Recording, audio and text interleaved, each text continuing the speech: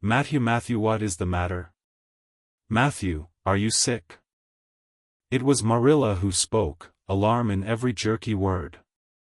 And came through the hall, her hands full of white narcissus. It was long before Anne could love the sight or odor of white narcissus again, in time to hear her and to see Matthew standing in the porch doorway, a folded paper in his hand, and his face strangely drawn and gray.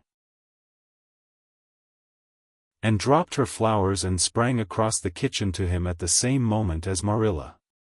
They were both too late. Before they could reach him, Matthew had fallen across the threshold. "He's fainted," gasped Marilla. "And, run for Martin quick, quick! He's at the barn."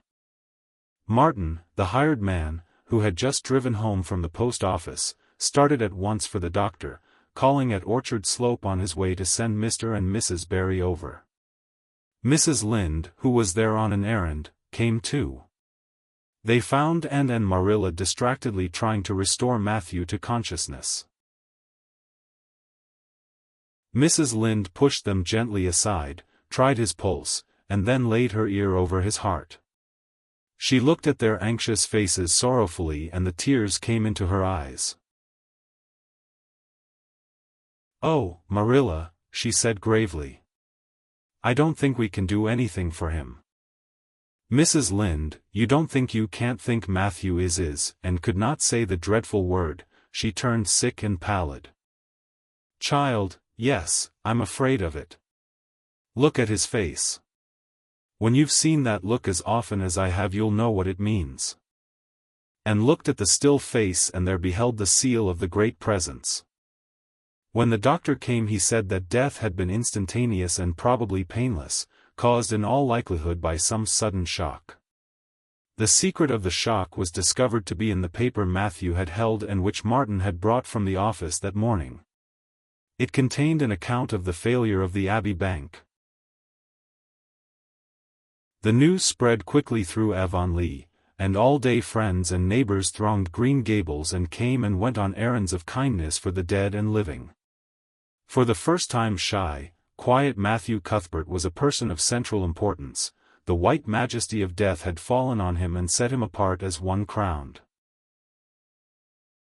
When the calm night came softly down over Green Gables, the old house was hushed and tranquil. In the parlor lay Matthew Cuthbert in his coffin, his long gray hair framing his placid face, on which there was a little kindly smile as if he but slept, dreaming pleasant dreams. There were flowers about him, sweet old-fashioned flowers which his mother had planted in the homestead garden in her bridal days, and for which Matthew had always had a secret, wordless love. And had gathered them and brought them to him, her anguished, tearless eyes burning in her white face. It was the last thing she could do for him. The Barrys and Mrs. Lynde stayed with them that night. Diana, going to the east gable, where Anne was standing at her window, said gently, "Anne dear, would you like to have me sleep with you tonight?" "Thank you, Diana." Anne looked earnestly into her friend's face. "I think you won't misunderstand me when I say I want to be alone. I'm not afraid. I haven't been alone 1 minute since it happened, and I want to be.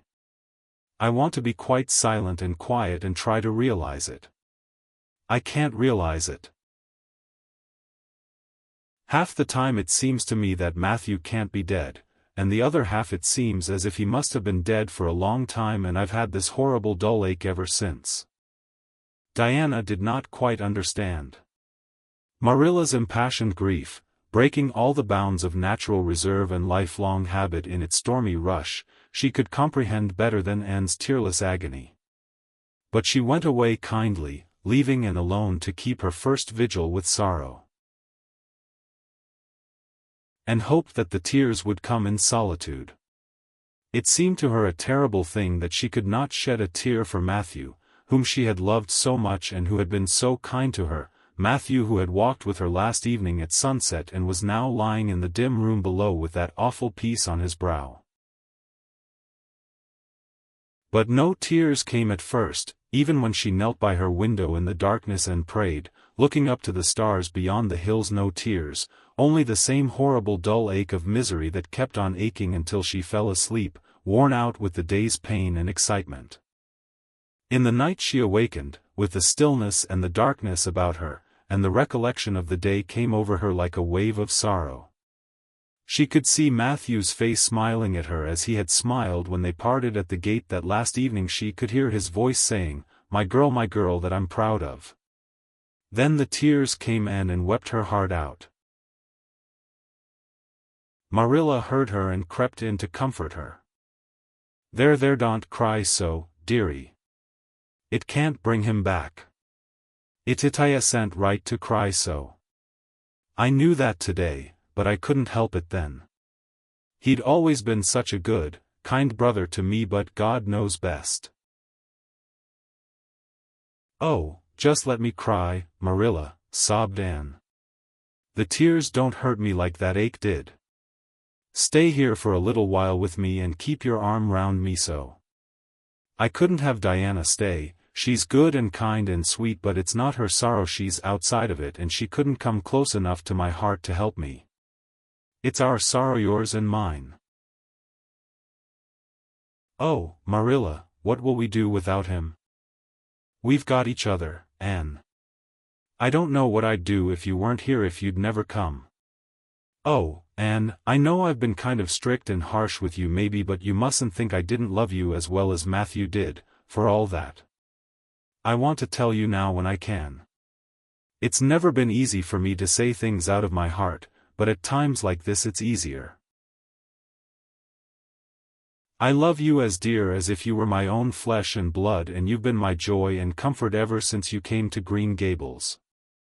2 days afterwards they carried Matthew Cuthbert over his homestead threshold and away from the fields he had tilled and the orchards he had loved and the trees he had planted, and then Avonlea settled back to its usual placidity, and even at Green Gables affairs slipped into their old groove and work was done and duties fulfilled with regularity as before, although always with the aching sense of loss in all familiar things. And, new to grief, thought it almost sad that it could be so, that they could go on in the old way without Matthew. She felt something like shame and remorse when she discovered that the sunrises behind the firs and the pale pink buds opening in the garden gave her the old inrush of gladness when she saw them, that Diana's visits were pleasant to her, and that Diana's merry words and ways moved her to laughter and smiles, that, in brief, the beautiful world of blossom and love and friendship had lost none of its power to please her fancy and thrill her heart, that life still called to her with many insistent voices. It seems like disloyalty to Matthew, somehow, to find pleasure in these things now that he has gone, she said wistfully to Mrs. Allen one evening when they were together in the manse garden. I miss him so much all the time, and yet, Mrs. Allen, the world and life seem very beautiful and interesting to me for all. Today Diana said something funny and I found myself laughing. I thought when it happened I could never laugh again. And it somehow seems as if I oughtn't to. When Matthew was here he liked to hear you laugh, and he liked to know that you found pleasure in the pleasant things around you, said Mrs. Allen gently. He is just away now, and he likes to know it just the same. I am sure we should not shut our hearts against the healing influences that nature offers us. But I can understand your feeling. I think we all experience the same thing. We resent the thought that anything can please us when someone we love is no longer here to share the pleasure with us, and we almost feel as if we were unfaithful to our sorrow when we find our interest in life returning to us. I was down to the graveyard to plant a rosebush on Matthew's grave this afternoon, said Anne dreamily. I took a slip of the little white Scotch rosebush his mother brought out from Scotland long ago. Matthew always liked those roses the best, they were so small and sweet on their thorny stems. It made me feel glad that I could plant it by his grave, as if I were doing something that must please him in taking it there to be near him. I hope he has roses like them in heaven. Perhaps the souls of all those little white roses that he has loved so many summers were all there to meet him. I must go home now. Marilla is all alone and she gets lonely at twilight. She will be lonelier still, I fear, when you go away again to college, said Mrs. Allen. And did not reply. She said good night and went slowly back to Green Gables. Marilla was sitting on the front door steps and sat down beside her. The door was open behind them, held back by a big pink conch shell with hints of sea sunsets in its smooth inner convolutions. And gathered some sprays of pale yellow honeysuckle and put them in her hair. She liked the delicious hint of fragrance, as some aerial benediction, above her every time she moved. Dr. Spencer was here while you were away, Marilla said. He says that the specialist will be in town tomorrow and he insists that I must go in and have my eyes examined. I suppose I'd better go and have it over. I'll be more than thankful if the man can give me the right kind of glasses to suit my eyes.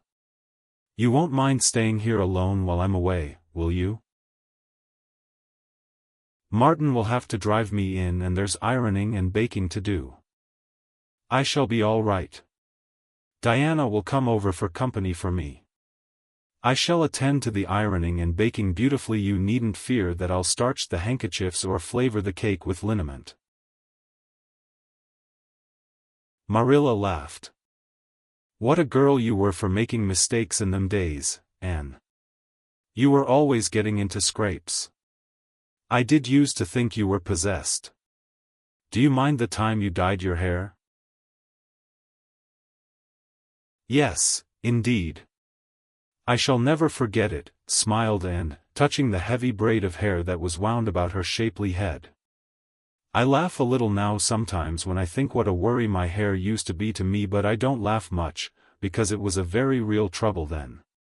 I did suffer terribly over my hair and my freckles. My freckles are really gone, and people are nice enough to tell me my hair is auburn now all but Josie Pye. She informed me yesterday that she really thought it was redder than ever, or at least my black dress made it look redder, and she asked me if people who had red hair ever got used to having it. Marilla, I've almost decided to give up trying to like Josie Pye. I've made what I would once have called a heroic effort to like her, but Josie Pye won't be liked. Josie is a Pye, said Marilla sharply, so she can't help being disagreeable. I suppose people of that kind serve some useful purpose in society, but I must say I don't know what it is any more than I know the use of thistles. Is Josie going to teach? No, she is going back to Queen's next year. So are Moody Spurgeon and Charlie Sloane. Jane and Ruby are going to teach and they have both got schools, Jane at Newbridge and Ruby at some place up west. Gilbert Blythe is going to teach too, isn't he? Yes, briefly. What a nice-looking fellow he is, said Marilla absently. I saw him in church last Sunday and he seemed so tall and manly. He looks a lot like his father did at the same age. John Blythe was a nice boy. We used to be real good friends, he and I. People called him my beau. And looked up with swift interest. Oh, Marilla, and what happened? Why didn't you? We had a quarrel. I wouldn't forgive him when he asked me to. I meant to, after a while, but I was sulky and angry and I wanted to punish him first. He never came back. The Blythes were all mighty independent. But I always felt rather sorry. I've always kind of wished I'd forgiven him when I had the chance. So you've had a bit of romance in your life, too, said Anne softly. Yes, I suppose you might call it that. You wouldn't think so to look at me, would you? But you never can tell about people from their outsides. Everybody has forgot about me and John. I'd forgotten myself.